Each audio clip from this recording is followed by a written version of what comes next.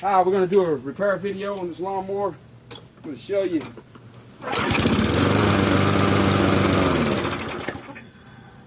Let's see. It won't stay running unless I pump the bubble.